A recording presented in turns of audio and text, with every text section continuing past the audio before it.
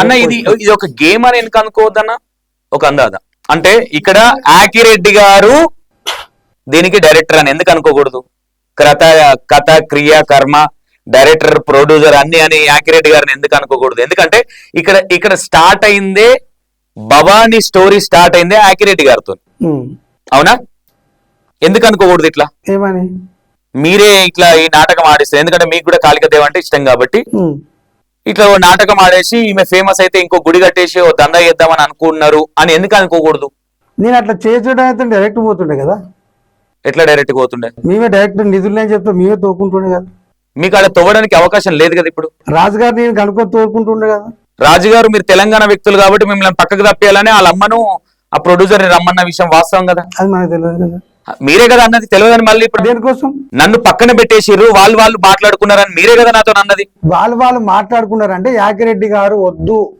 ఆడికే వచ్చింది కదా వద్దంటే నీకు పాలియొద్దు నువ్వు ఒక తెలంగాణ వ్యక్తివి నీకు సంబంధం లేదన్నట్టే కదా ఉన్నట్టే కదా అమ్మాయి చెప్పి నిజమన్నట్టు ఉన్నదే కదా అది తీసిరా ఉన్నదా ఇప్పుడు నీకు ఎట్లా డిక్లరేషన్ అవుతుంది సరే ఉన్నది ఎగ్జాంపుల్ ఈ అమ్మాయి చెప్పింది అనుకుందాం అక్కడ ఉన్నది వాళ్ళు అమ్మాయి చెప్పింది కదా ఈ అమ్మాయి చెప్పి ఇట్లనే పాలు ఉంటాయి ఈ అమ్మాయి కూడా తీసిన తర్వాత ఏదైనా వస్తే ఈ అమ్మాయికి ఇవ్వాల్సి వస్తుందని వీళ్ళని పక్కదారి పట్టించారని ఎందుకు అనుకోకూడదు అది మీరు డిక్లరేషన్ చేయాలన్నా నేను డిక్లరేషన్ చేయట్లేదు డౌట్ ఎందుకు రాకూడదు ఇన్ని డౌట్లు వచ్చినప్పుడు మనకు తెలియదు అన్నది అమ్మా నేను వాళ్ళ మమ్మీతో మాట్లాడుతున్నా ఎందుకంటే దాని తర్వాత ఒకటన్నా మీరు అశ్విన్ గారికి ఏం చెప్పదలుచుకున్నారన్న నాకు 3 లక్షలు ఇచ్చింది ప్రూఫ్ కావాలి అంతే అంతే అంతమించి ఏం లేదు ఓకే వీళ్ళు నీకు 1.5 year బ్యాక్ పరిచయం అయ్యారు వేరే ఏదో మీ పర్సనల్ దాంట్లో పరిచయం అయ్యారు ఆ అమ్మాయి చెప్పింది కాబట్టి ఆ సిమ్టమ్స్ తో మీరు వెళ్ళిపోయారు ఓకే నాగబబిత విషయంలో ఇన్ని వీడియోలు నువ్వు చూసినా మీరు చూసారు కదా నీకు ఏమనిపిస్తుంది అన్న ఫేక్ అనిపిస్తుందా రియల్ అనిపిస్తుందా ఫేకు నిజము అది చూడండి ఉన్నది ఎంత నిజమో లేనిది ఎంత నిజమో ఆ కథకర్మ గుర్తొస్తుంది ఎంత నిజమో అది క్లారిటీ నాకు తెలియదు ఎట్లా డిసైడ్ చేస్తాను ఫేక్ అని కరెక్ట్ చెప్పినావు అన్న ఆ అమ్మాయిని తీసుకెళ్ళింది నువ్వే నేనే ఆ అమ్మాయి ఉందని చెప్పింది నీ ముంగట్నే అశ్విని గారు ఒప్పుకున్నది కూడా నీ ముంగట్నే ఒకటి చెప్పేది అన్న అంత ముందు నాకు అమ్మ ఈ పాప ఏమని చెప్పిందంటే నాకు ఇట్లా తెలుసు కానీ పూర్వ జన్మల నేను విగ్రహాలు పెట్టిన సంగతి ఆడిపోయినాకనే చెప్పాను తప్ప అంత ముందు నాకు తెలియదు పూర్వజన్మ గురించి ఓకే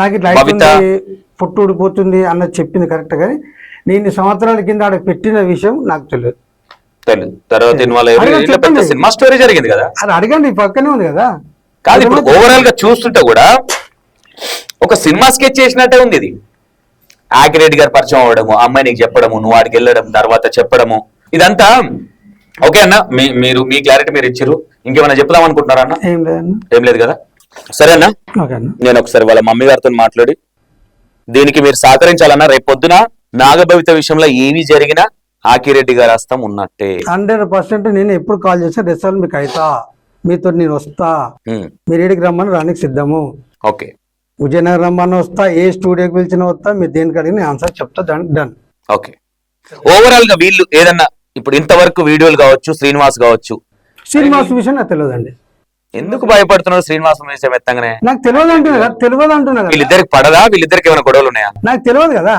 ఇప్పుడు ఒక మాట చెప్పేది నేను మీరు లేదు అన్ని విషయాలలో ఒకలాగా మాట్లాడుతున్నారు ఆకిరెడ్డి గారు శ్రీనివాస్ అనగానే ఒక పూనకం లాగా మాట్లాడుతున్నాడు ఎందుకని ఎట్లా మాట్లాడతాను నేను అదే కదా తెలీదు నాకు తెలియదు నేను చేయాలి నాకు తెలియదన్న ఆయన గురించి అనొచ్చు కానీ దాన్ని ఎట్లా అయితే నేనేదో దొరికిపోతాను అన్నట్టుంది తప్పన్నా శ్రీనివాస్ పేరు నేను 3 సార్లు ఎందుకు ఎత్తినంటే ఆయన పేరు ఎత్తగానే మీరు వేరేలాగా అయిపోతున్నారు శ్రీనివాస్ గారికి నాకు సంబంధం లేదు ఆయన శ్రీనివాస్ గారిని ఈ డ్రామాలో మీరే క్రియేట్ చేశారని ఎందుకు అనకూడదు ఎట్లా మీరు ఎదురుతా పడే దాంట్లోనే తప్పన్నా శ్రీనివాస్ గారికి నాకు సంబంధం లేదు మీరు ముగ్గురు రెడ్లే ఓకే నేనేమంటున్నా నాకు కూడా క్లారిటీ లేదు కాబట్టి ఇప్పుడు నేను డిక్లరేషన్ గా అమ్మాయి తప్పు నీ తప్పు అని అనట్లేదన్నా నేను ఇప్పుడే దిగిన కాబట్టి ఈ విషయాన్ని నేను కంటిన్యూషన్ గా వీళ్ళు సహకరించలేదంటే మాత్రం నేను 100% ఫేక్ అని ఇస్తా నేను మీడియా ముందు చెప్తున్నా వీళ్ళు జెన్యున్ గా అక్కడ దాకా వచ్చి అక్కడ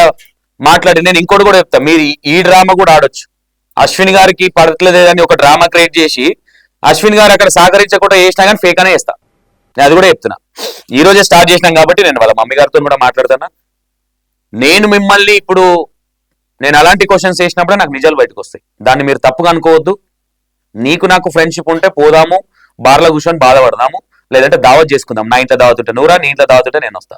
కానీ నేను నా జాబ్ అనేది నేను పర్ఫెక్ట్ గా చేయాలనేది నా ఇంటెన్షన్. ఓకే, దాని మీద బురదలాడి కాబట్టి నీకు నిజం చెప్పు. 100% అన్న.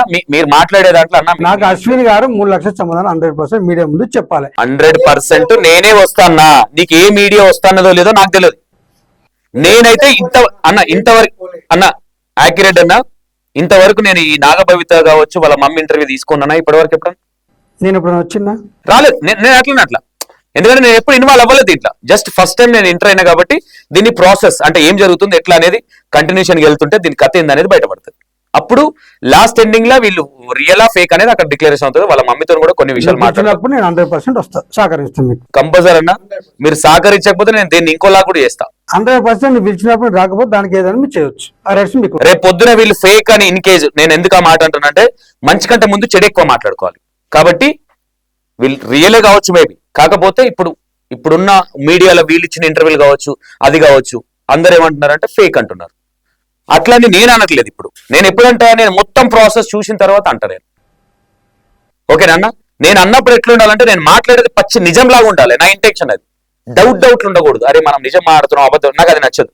స్ట్రాంగ్ గా మాట్లాడాలి అది. కాబట్టి ఇప్పుడు నా కోసము నువ్వు 3 లక్షలు మీ దగ్గరికి వచ్చినప్పుడు మీరు రమ్మన్నప్పుడు నేను రాకపోతే నా గుంత నేను దొక్కున్నట్టే కదా. 100% నేను సహకరిస్తాను. దీనికి ప్రొడ్యూసర్ కూడా వస్తాడా?